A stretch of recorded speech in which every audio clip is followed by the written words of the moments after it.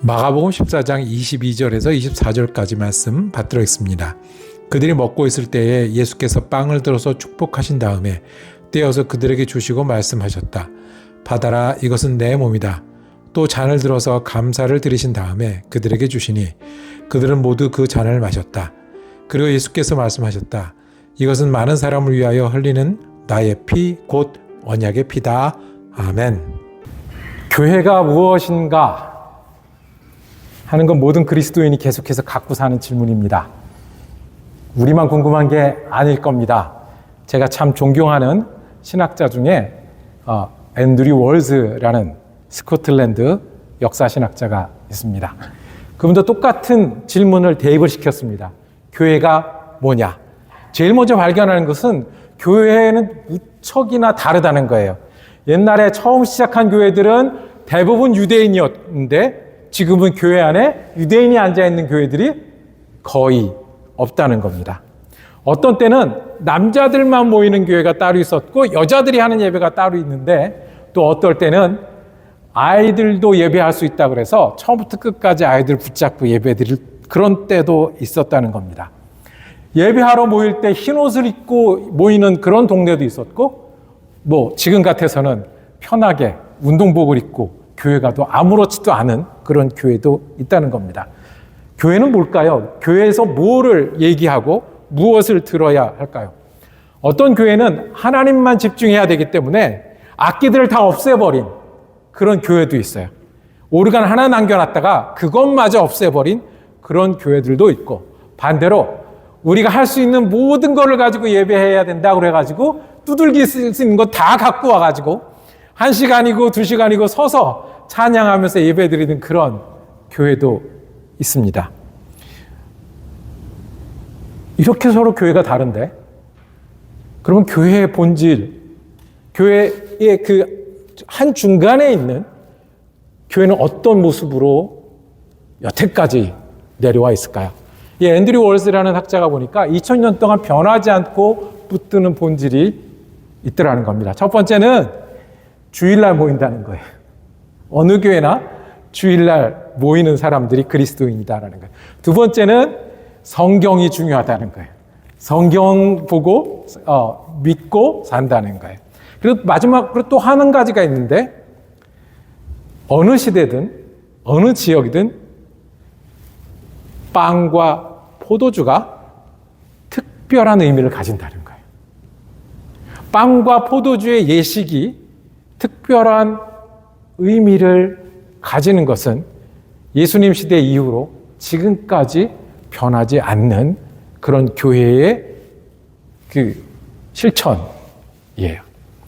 그 이야기는 교회의 본질이 여기 있다는 말씀입니다. 오늘 우리가 함께 읽으신 말씀은 예수님이 마지막 잡혀가시기 전에 제자들과 유월절 식사를 하시던 그런 장면이었습니다. 제자들이 예수님과 밥을 몇 번쯤 먹었을까요? 그리고 그 밥 중에 잘 먹을 때도 있었고 특별한 음식을 먹었을 때도 있었을 겁니다. 그런데 기억에 남는, 그때 하셨던 말이 기억에 남는, 그때 하셨던 행동이 기억에 남는, 그래서 그 기억에 남는 것을 전해서 교회 중심이 되게 하신 그 사건 이야기가 여기 있습니다. 여러분은 잊혀지지 않는 식사가 있습니까? 그 장면이 여러 과거 중에서 딱 그 영화처럼 멈춰져서 다시 재현될 수 있는 그런 식사 장면이 있었습니까? 제자들은 있었습니다. 그리고 그것을 오늘 우리에게까지 전해주셨습니다. 예수 믿는 본질, 예수님이 어떤 분이시고 무엇을 하셨는지의 본질이 여기 있기 때문에 그렇습니다.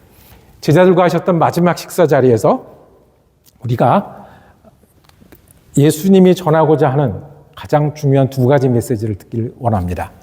첫 번째는 구원은 은혜로 받는다는 겁니다. 자, 구원은 무엇으로 받는다고요? 은혜로 받는다는 거예요. 예수님 말씀하셨어요. 받아라, 내 몸이다. 빵을 뜯어 주시면서 그 당시 유월절 식사는요, 함께 모여서 먹는 거예요. 남자들만. 그리고 모이기 전에 누구 모여라라고 정해져 있습니다. 그러니까 예수님이 지금 누구랑 식사를 하시는 거예요? 12 제자와 식사를 하고 계신 거예요. 그리고 그 식사에는 주관자가 있어요. 말 그대로 그 호스트가 있어요. 예수님이 그 자리에서 호스트였어요. 선생님이나 어른이나 아니면 그 집안의 가장이나 호스트 하시는 분이 빵을 떼어서 먹습니다. 그냥 이렇게 뭐 많이 먹어라 덜 먹어라 이렇게 하는 게 아니라 원래 유월절 식사는 차례차례 먹는 법칙이 있어요. 그 사이에 외워야 되는 구절도 있고 그 사이에 돌아가면서 불러야 되는 그 시편도 있었어요. 그렇게 나눠 주는 중에 계셨어요. 그런데 예수님이 특별한 말씀을 하셨어요. 받아라, 내 몸이다. 몸을 주어서 받아 먹게 하는 게 무슨 의미였을까요? 제자들에겐. 원래 유월절 식사는 출애굽을 기념하는 거였습니다. 하나님이 우리를 구원하셨던 거를. 그래서 급하게 나오느라고 빵을 발효해서 충분히 구워서 나오지 못하고 들고 나와서 먹었다고 그래서 그날 빵을 뜯어 먹는 날입니다. 그런데 예수님이 출애굽의 하나님을 찬양하는 그 시간에 받아라 내 몸이다 라고 말씀하셨습니다. 예수님은 몸을 주어서 우리를 구원하신 분이시기 때문에 그렇습니다. 마가복음의 요절, 인자가 온 것은 자기 목숨을 많은 사람을 위하여 뭘로 주려고 오셨다고요? 대속물로 주려고 오셨다. 마가복음 10장 45절에 말씀하셨어요. 예수님을 처음 소개할 때요, 세례 요한이 예수님을 처음 소개할 때 보라, 누구를 보라? 세상 죄를 지고 가는 어린 양을 보라라고 말씀하셨어요. 그 대속물이 되시려고 유월절에 양을 죽여서 처음 출애굽할 때 이스라엘 백성이 살았고 그 이후에도 회개하기 위해서 주님 앞에 나아가기 위해서 양을 죽였던 그 대속물을 되시는 장면이십니다. 받아라 내 몸이라 먹어라 라고 말씀하셨습니다. 주님이 주셨기 때문에 은혜입니다. 우리가 시험 봐서 딴 게 아니니까 은혜입니다. 자격되는 사람만 따로 주는 게 아니라 은혜입니다. 은혜는요, 용서받는 거예요. 은혜는 용납받는 거예요. 내가 뭘 하는 게 아니라, 자격이 아니라 주님이 우리를 용서하시고 용납하셔서 하나님의 사람으로 받아들이는 게 은혜인데 그걸 어떻게 하냐면 내 몸을 나눠줘서 내가 대속물이 되어서 하시겠다는 겁니다. 예수를 늦음하게 믿은 분이 계셨어요. 이해가 안 가서 믿을 수가 없다는 거예요. 자기가 책도 좀 보고 다른 종교도 좀 공부를 해봤는데 예수교를 저렇게 열심히 믿는 게 자기가 이해가 안 갔다는 거예요. 세상을 뒤집자는 얘기를 하는 것도 아니고 그 다음에 우리 그룹이 뭔가를 특별히 하자는 것도 아니고 제물은 바치는 건데 하나님이 사람이 되셔서 제물이 된다는 게 이해가 안 간다는 거예요. 그런 신이 어디 있고 그런 믿음이 어디 있느냐는 거예요. 그러다가 이해가 안 가기 때문에 예수를 믿게 되었다라고 얘기를 하더라고요. 도대체 이해가 안 가는 일들을 우리들을 위해서 해주셨으니 내가 예수를 믿어보기로 결정하고 그 믿음을 내 믿음으로 받기로 결정하고 따르기 시작했다라고. 은혜로 구원을 준다는 것은 셈으로는 맞지 않는 거예요. 논리로는 맞지 않는 거예요. 내 몸이라 내 몸을 주면 나는 어떻게 되는 거예요? 죽는 거죠. 조금 더 얘기를 기게 하시면 받아라 내 몸이다. 나 죽고 누구 살아라? 너 살아라 라고 말씀을 하시는 거예요. 두 번째 이 식탁의 메시지는 분명한 메시지가 하나 더 있습니다. 주님은 주님의 피로 언약을 맺으셨습니다. 뭘 맺으셨다고요? 언약을 맺으셨어요. 우리 24절 우리 다시 한번 읽어보겠습니다. 24절 시작. 그리고 예수께서 말씀하셨다. 이것은 많은 사람을 위하여 흘리는 나의 피, 곧 언약의 피니라. 아멘. 원래 이 유월절 식사는 그 당시에는 순서가 있었어요. 매뉴얼이 있었다는 얘기예요. 그 매뉴얼대로 성경 구절도 보고 그다음에 말도 하고 해야 돼요. 그 중간에 있었던 얘기인 거예요. 빵도 먹고 양고기도 먹고 쓴나물도 먹고 그다음에 포도주도 마시는 순서에 주님이 멈춰서서 이렇게 말씀하신 거예요. 하나님 찬양하고 감사하고 그리고 먹어야 되는데 이것은 많은 사람 위하여 흘리는 나의 피, 언약의 피다. 너희하고 나는 이제 뭐로 맺은 언약? 피로 맺은 언약. 많은 사람들은 이제부터 예수님과 무엇으로 맺은 언약이 있는 거예요? 피로 맺은 언약이 있는 거예요. 이것이 그것을 의미한다는 거예요. 포도주를 몇 번 먹으면 구원을 받는다는 게 아니고요. 포도주의 도수를 몇 도를 해서 먹어야 짜리리 해야 구원받는다는 게 아니라 내가 너희들에게 피를 나눠줘서 살 건데 이 포도주는 그것을 의미하는 거다. 한번 상상해 보십시오. 그 자리에 그날은 좀 많이 먹는 날이에요. 특별한 사람들만 모여서 준비하는 날이에요. 이 포도주 잔은요, 그때 큰 잔을 썼다고 해요. 큰 잔을 써서 이게 떠서 먹는 게 아니라 돌려가면서 먹는 거예요. 예수님이 지금 그 순서가 됐어요. 찬양하고 포도주를 돌릴 때가 됐는데 거기에 한 가지 중요한 말씀을 더 하셨어요. 이거는 언약의 피다. 피로 언약을 맺을 건데 이것은 그것을 의미하고 상징한다고 말씀하시는 거예요. 언약의 백성이라고 했을 때, 언약이라고 했을 때 이 제자들은 익숙한 단어예요.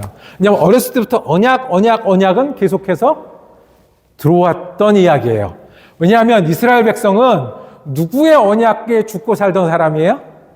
아브라함의 자손이라는, 아브라함과 하나님이 약속을 했고 아브라함의 자손에게 축복을 주시겠다고 큰 나라를 이루고 하나님이 구원을 이루시겠다고 약속하신 그 언약의 자손이라는 그 자부심으로, 그 믿음으로 살고 있었어요. 그런데 여기까지.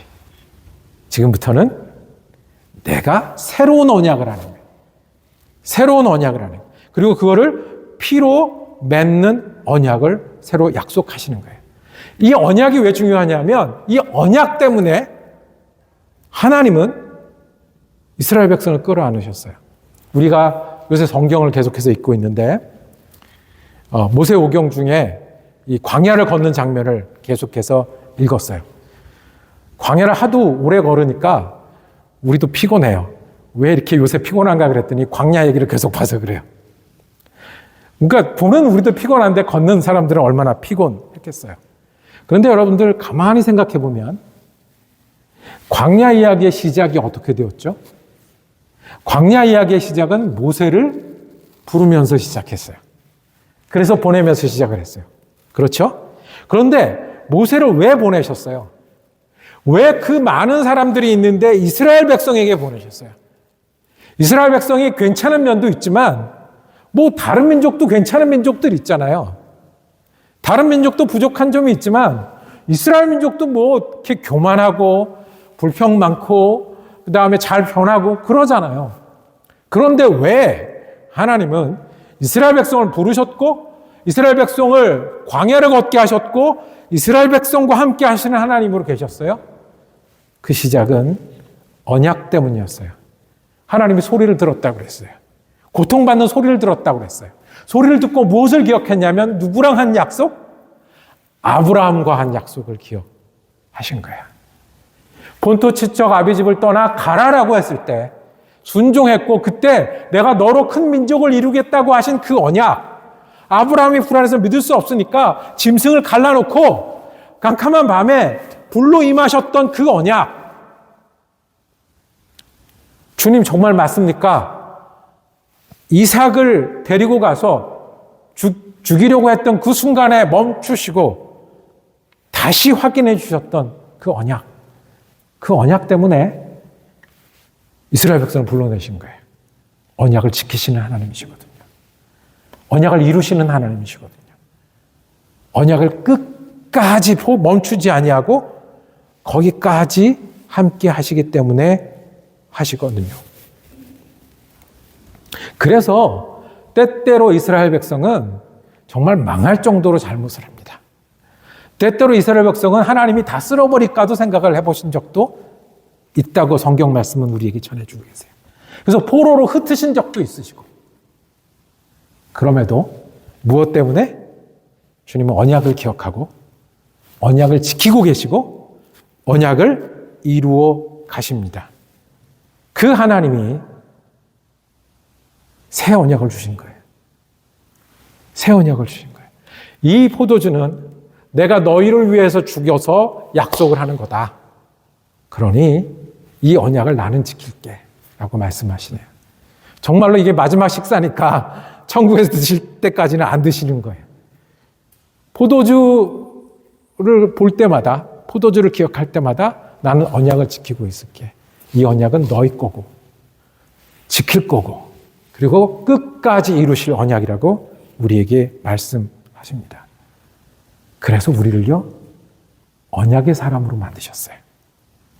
이스라엘 백성을 애굽에서 꺼내시고 광야를 이끄시고 이렇게 해서 지키시는 하나님이 예수로 인해서 예수 믿는 우리를, 예수를 따르는 우리를, 예수를 믿기로 결정한 우리를 언약의 사람으로 만들어서 언약을 지키고 계시고 지키실 것입니다. 그러면 우리는 어떻게 믿고 어떻게 따라야 하겠습니까? 첫 번째는 흔들리지 않는 믿음을 가지기를 원합니다. 믿음이요, 믿으면 됐지 그랬는데 이게 잘 흔들려요. 어떨 때 믿는 것 같기도 하다가 어떨 때 안 믿는 것 같기도 하다가 그래요. 괜찮은 듯 넘어가다가요 위기가 오면 어때요? 내가 믿음이 이거밖에 안 되는구나 할 때가 많이 있어요. 우리의 믿음은요 우리가 어떻게 하고 어떻게 안 하고에 달린 게 아니에요. 주님이 자기 몸을 주어서 우리에게 주신 값비싼 은혜예요. 나는 치를 수 없는 값을 주님이 치르시고 주셨어요. 공짜가 어디 있어요? 나는 공짜로 받지만 대속물 대신 예수님이 주셨어요. 그러니 추호도 하나님을 의심하지 않는 우리가 되기를 원합니다. 어려운 일을 맡고요, 힘든 일을 맡고요, 내 눈앞에 여러 일이 벌어져도 어디까지 가면 안 되냐 하면 하나님이 계신 건가? 하나님이 은혜인가? 하나님이 우리를 구원해 주셨나? 지금도 계신가를 의심하는 데까지 가서는 안 됩니다. 이것이 우리가 예수를 믿는 길이어야 돼요. 은혜를 의지해 사는 여러분과 제가 되기를 원합니다. 주님 몸까지 주셨는데 뭐는 안 주시겠어요? 흔들리지 않는 믿음으로 우리의 일들을 감당하기를 원합니다. 그 흔들리지 않는 믿음으로 우리가 언약의 사람들이 되어 살기를 원합니다. 한번 생각해 보세요. 언약의 사람들은 보이지 않아도 언약을 지키는 사람들이에요. 떨어져 사는 사람들 많이 있죠. 남편과 아내가 떨어져 살 일이 살다 보면 생겨요. 계획하고 원치는 않지만 오랫동안 떨어져 살 일이 생겨요.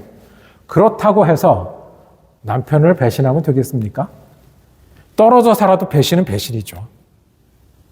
그렇죠? 그렇다고 해서 아내가 딴 데를 보면 되겠습니까? 약속을 지키지 않는 거죠. 그런데요, 주님은 계속 하시겠다고 했어요. 그 끝까지 하실 수 있는 능력이 가장 출중하신 분이 우리 주님이세요. 그러면 우리도 언약의 사람처럼 주님 앞에 약속을 지키며 살아야 하지 않겠습니까? 가장 큰 약속이 뭐죠? 예수님을 믿고 사는 일이에요. 그 다음 약속은 예수님이 맞으면 나도 맞겠다고 그런 거고, 예수님이 틀리다 그러면 나도 틀리겠다고 하는 거예요. 위기가 와도 예수님을 선택하는 거고, 어려움이 있어도 예수님을 선택하는 거예요. 우리의 기도 속에 얼마나 많은 약속이 있습니까?